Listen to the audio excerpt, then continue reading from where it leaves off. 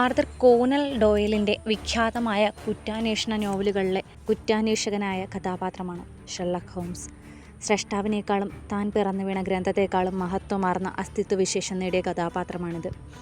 തീർത്തും കൽപ്പിത കഥാപാത്രമായിരിക്കുകയും അതേസമയം ജീവിക്കുന്ന യാഥാർത്ഥ്യമായി ലോകം വിശ്വസിക്കുന്ന പ്രതിഭാസവുമായി ഷെർലക് ഹോംസ് മാറി. ലണ്ടനിലെ ബേക്കർ സ്ട്രീറ്റിലെ 221B എന്ന മുറിയിൽ താമസമാക്കി തൻ്റെ സന്തത സഹചാരിയായ ഡോക്ടർ വാട്സണൊപ്പം നടത്തുന്ന കുറ്റാന്വേഷണം വളരെയധികം ഉദ്യോഗജനകമാണ്. വായനക്കാർക്കിടയിൽ തികച്ചും അമരനായ കഥാപാത്രമാണ് ഷെർലക് ഹോംസ്. കോനൻ ഡോയൽ ഹോംസിനെ സൃഷ്ടിക്കുമ്പോൾ ഈ കഥാപാത്രം ഇത്രമാത്രം വളരുമെന്ന് വിചാരിച്ചിരുന്നില്ല. പുസ്തകങ്ങൾ ഓരോന്നും പുറത്തിറങ്ങും തോറും ഹോംസ് ഡോയലിനേക്കാൾ വളർന്നു.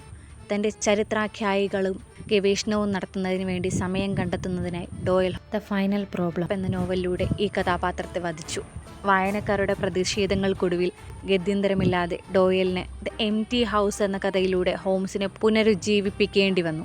ലണ്ടനിൽ ജീവിച്ചിരുന്ന ജെയിംസ് എന്നു പേരുള്ള ഒരു ഡോക്ടറുടെ പുനരാവിഷ്കാരമായിരുന്നു ഷെർലക് ഹോംസ്. രോഗികളുടെ രോഗവിവരങ്ങൾ സൂക്ഷ്മദർശനത്തിലൂടെ അപഗ്രഥിക്കാൻ അദ്ദേഹത്തിന് പ്രത്യേക സാമർഥ്യമുണ്ടായിരുന്നു. ഇന്നും ലോകത്തിൽ ഏറ്റവും ആരാധകരുള്ള കുറ്റാന്വേഷണ കഥാപാത്രം ഷെർലക് ഹോംസാണ്.